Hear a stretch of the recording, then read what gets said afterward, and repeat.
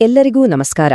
ಇವತ್ತಿನ ಈ ವಿಶ್ಲೇಷಣೆಯಲ್ಲಿ ನಮ್ಮ ಬೆಳಗಿನ ದಿನಚರಿಯನ್ನ ಹೇಗೆ ನಮ್ಮ ಕೈಗೆ ತೆಗೆದುಕೊಳ್ಳೋದು ಅನ್ನೋದರ ಬಗ್ಗೆ ಮಾತಾಡೋಣ ಅಲ್ವಾ. ನಮ್ಮಲ್ಲಿ ಎಷ್ಟೋ ಜನರಿಗೆ ಬೆಳಗ್ಗೆ ಏಳೋದೇ ಒಂದು ದೊಡ್ಡ ಹೋರಾಟ. ಆದ್ರೆ ಅದು ಹಾಗೇ ಇರ್ಬೇಕಂತೇನಿಲ್ಲ. ಇದೊಂದು ಸರಳವಾದ ಆದ್ರೆ ಬಹಳ ಮುಖ್ಯವಾದ ಪ್ರಶ್ನೆ. ಯೋಚನೆ ಮಾಡಿ ನೋಡಿ, ಬೆಳಿಗ್ಗೆ ಎದ್ದ ತಕ್ಷಣ ಗಡಿಬಿಡಿ, ಟೆನ್ಷನ್ ಶುರುವಾಗುತ್ತಾ? ಅಥವಾ ಒಂದು ಹಿಡಿತ, ಒಂದು ಶಾಂತಿಯಿಂದ ದಿನವನ್ನ ಶುರು ಮಾಡ್ತೀರಾ? ನಮ್ಮಲ್ಲಿ ಹೆಚ್ಚಿನವರು ಅಯ್ಯೋ ಆ ಮೊದಲನೇ ಕ್ಯಾಟಗರಿಯಲ್ಲೇ ಸಿಕ್ಕಾಕೊಂಡಿರ್ತೇವೆ. ಇಲ್ಲಿ ನೋಡಿ ಈ ಎರಡು ಚಿತ್ರಣಗಳ ನಡುವಿನ ವ್ಯತ್ಯಾಸವನ್ನ. ಒಂದ್ ಕಡೆ ಒತ್ತಡ, ಗಡಿಬಿಡಿ ಮತ್ತು ತಲೆಲ್ ಏನೋ ಒಂದ್ ರೀತಿ ಮಬ್ಬು ಕವಿದ ಹಾಗೆ. ಇನ್ನೊಂದ್ ಕಡೆ ಎಲ್ಲವೂ ನಮ್ಮ ಹಿಡಿತದಲ್ಲಿರುತ್ತೆ. ಮನಸ್ಸಿನಲ್ಲಿ ಶಾಂತಿ ಮತ್ತು ಆಲೋಚನೆಗಳಲ್ಲಿ ಸ್ಪಷ್ಟತೆ ಇರುತ್ತೆ. ಯಾರಿಗ್ತಾನೆ ಎರಡನೇ ಆಯ್ಕೆ ಬೇಡ ಹೇಳಿ, ಅಲ್ವಾ? ಹಾಗಾದ್ರೆ ಈ ಬದಲಾವಣೆಯನ್ನ ಮಾಡೋದು ಹೇಗೆ?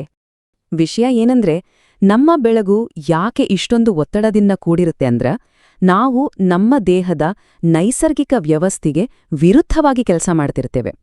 ನಮ್ಮ ದೇಹ ಇದೆಯಲ್ಲ, ಅದೊಂದು ಅದ್ಭುತ ಯಂತ್ರ. ಅದಕ್ಕೆ ಅಂತ ತನ್ನದೇ ಆದ ಒಂದು ಗಡಿಯಾರ ಇದೆ.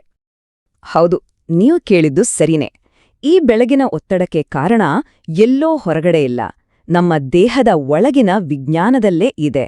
ಹಾಗಾದ್ರೆ ಬನ್ನಿ, ಆ ವಿಜ್ಞಾನವನ್ನ ಅರ್ಥ ಮಾಡ್ಕೊಂಡು ಅದನ್ನೇ ನಮ್ಮ ಅನುಕೂಲಕ್ಕೆ ಹೇಗೆ ಬಳಸ್ಕೊಳ್ಬೋದು ಅಂತ ನೋಡೋಣ.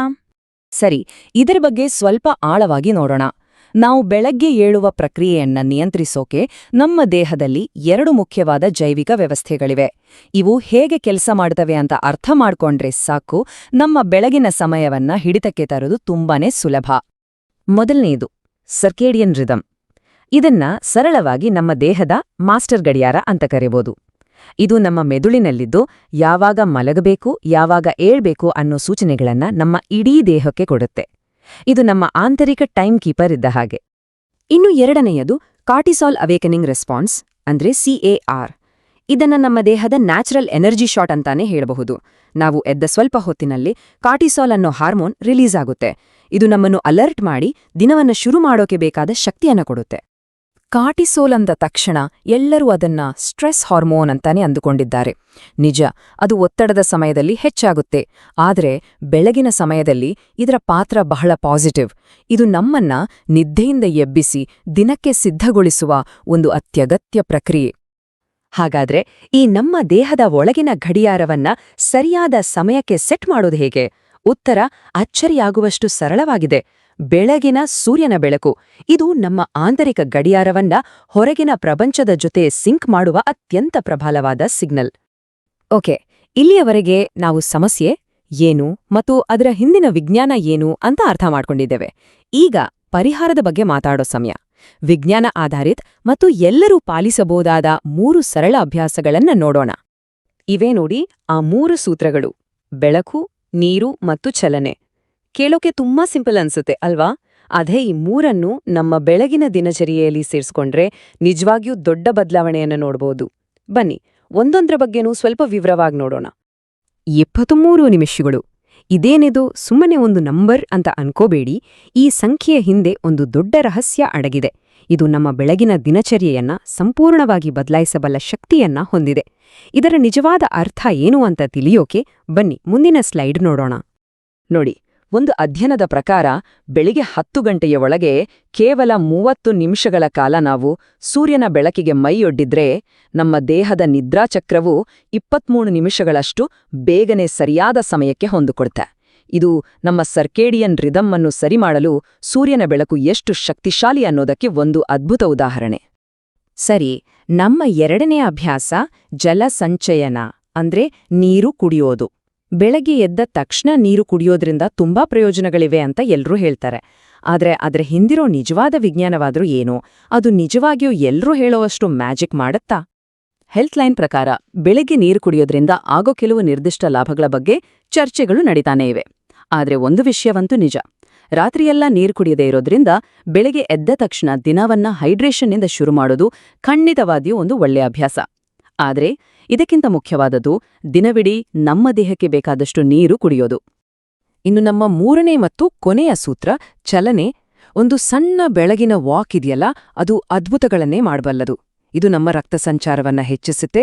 ಎಲ್ಲಕ್ಕಿಂತ ಮುಖ್ಯವಾಗಿ ಇದು ನಮ್ಮನ್ನ ಸೂರ್ಯನ ಬೆಳಕಿಗೆ ಒಡ್ಡುತ್ತೆ. ನೋಡಿ, ಹೀಗೆ ಮಾಡಿದ್ರೆ ನಮ್ಮ ಮೊದಲನೇ ಮತ್ತು ಮೂರನೇ ಅಭ್ಯಾಸಗಳನ್ನ ಒಟ್ಟಿಗೆ ಪಾಲಿಸ್ದ ಹಾಗಾಗುತ್ತೆ. ಸರಿ, ಈ 3 ಮೂಲಭೂತ ತತ್ವಗಳನ್ನ ಜೀವನದ ಬೇರೆ ಬೇರೆ ಹಂತಗಳಲ್ಲಿ ಹೇಗೆ ಅಳವಡಿಸ್ಕೊಳ್ಬಹುದು ಅಂತ ಈಗ ನೋಡೋಣ. ಯಾಕಂದ್ರೆ ಒಂದು ಒಳ್ಳೆ ಬೆಳಗು ಅನ್ನೋದು ಕೇವಲ ದೊಡ್ಡವರಿಗೆ ಮಾತ್ರ ಸೀಮಿತವಲ್ಲ. ಪುಟ್ಟ ಮಕ್ಕಳಿಗೆ ಬೆಳಗಿನ ದಿನಚರಿ ಅನ್ನೋದು ಜವಾಬ್ದಾರಿಯ ಮೊದಲ ಪಾಠ ಇದ್ದ ಹಾಗೆ. ಆಟಿಕೆಗಳನ್ನು ಎತ್ತಿಡೋದು ಅಥವಾ ಮರುದಿನಕ್ಕೆ ಬೇಕಾದ ಬಟ್ಟೆಗಳನ್ನು ಅವರೇ ಆರಿಸ್ಕೊಳ್ಳೋದು, ಇಂಥ ಚಿಕ್ಕಪುಟ್ಟ ಕೆಲ್ಸಗಳು ಅವರಲ್ಲಿ ಒಂದು ಆತ್ಮವಿಶ್ವಾಸವನ್ನ ಬೆಳೆಸ್ತವೆ. ಇದು ದಿನವನ್ನ ಶುರು ಮಾಡೋಕೆ ಅವರಿಗೊಂದು ಶಿಸ್ತನ್ನ ಕಲ್ಸೋದಲ್ದೆ ಮುಂದಿನ ಜೀವನಕ್ಕೂ ಒಂದು ಉತ್ತಮ ಅಡಿಪಾಯ ಹಾಕಿಕೊಡುತ್ತೆ. ಇನ್ನು ಶಾಲೆಗೆ ಹೋಗೋ ಮಕ್ಕಳ ವಿಷಯಕ್ಕೆ ಬಂದ್ರೆ ಅವರಿಗೊಂದು ವ್ಯವಸ್ಥಿತವಾದ ದಿನಚರಿ ತುಂಬಾನೇ ಮುಖ್ಯ. ಇದರಿಂದ ಬೆಳಗಿನ ಗಡಿಬಿಡಿ ತಪ್ಪುತ್ತೆ, ಮನೆಯಲ್ಲಿ ಒಂದು ಶಾಂತ ವಾತಾವರಣ ನಿರ್ಮಾಣ ಆಗತ್ತೆ. ಸಮಯಕ್ಕೆ ಸರಿಯಾಗಿ ಏಳೋದು, ತಮ್ಮ ಬ್ಯಾಗ್ ಸಿದ್ಧ ಮಾಡ್ಕೊಳ್ಳೋದು, ಇವೆಲ್ಲ ಅವರಿಗೆ ಸ್ವಾವಲಂಬನೆಯನ್ನ ಕಲಿಸುತ್ತೆ. ಜೊತೆಗೆ ಅವರು ಶಾಲೆಗೆ ಕಲಿಯಲು ಸಿದ್ಧರಾಗಿ ಒಂದು ಪಾಸಿಟಿವ್ ಮನಸ್ಥಿತಿಯೊಂದಿಗೆ ಹೋಗೋಕೆ ಸಹಾಯ ಮಾಡುತ್ತೆ. ಹಿರಿಯರಿಗೆ ಬೆಳಗಿನ ಸಮಯ ಅನ್ನೋದು ತಮ್ಮ ಆರೋಗ್ಯ ಮತ್ತು ಯೋಗಕ್ಷೇಮಕ್ಕೆ ಮೀಸಲಿಡಬಹುದಾದ ಒಂದು ಅಮೂಲ್ಯವಾದ ಅವಕಾಶ. ಬೆಳಗಿನ ಧ್ಯಾನ ಮನಸ್ಸಿಗೆ ಶಾಂತಿ ತಂದುಕೊಟ್ರೆ, ಹೊರಗಿನ ನಡೆಗೆ ದೇಹಕ್ಕೆ ಚೈತನ್ಯ ಕೊಡುತ್ತೆ. ಇಷ್ಟವಾದನ್ನು ಓದುವುದು ಅಥವಾ ಪ್ರೀತಿಪಾತ್ರರ ಜೊತೆ ಮಾತಾಡುವುದು, ಇವೆಲ್ಲವೂ ಒಂಟಿತನವನ್ನ ದೂರ ಮಾಡಿ ದಿನಕ್ಕೆ ಒಂದು ಸಕಾರಾತ್ಮಕ ಆರಂಭವನ್ನು ನೀಡುತ್ತದೆ. ಸರಿ, ಇಷ್ಟೊತ್ತು ನಾವು ಮಾತಾಡಿದ ಎಲ್ಲಾ ವಿಷಯಗಳನ್ನ ಒಟ್ಟು ಸೇರಿಸಿ ನಮ್ಮ ಬೆಳಗಿನ ಸಮಯವನ್ನ ನಾವು ಹೇಗೆ ನೋಡಬೇಕು ಅನ್ನೋದ್ರ ಬಗ್ಗೆ ಯೋಚಿಸೋಣ. ಇದು ಕೇವಲ ಒಂದರ ಹಿಂದೆ ಒಂದು ಕೆಲಸ ಮುಗಿಸುವುದರ ಬಗ್ಗೆ ಅಲ್ಲ. ಇದೇ ಇವತ್ತಿನ ಈ ವಿಶ್ಲೇಷಣೆಯ ಅತ್ಯಂತ ಪ್ರಮುಖವಾದ ಸಾರಾಂಶ.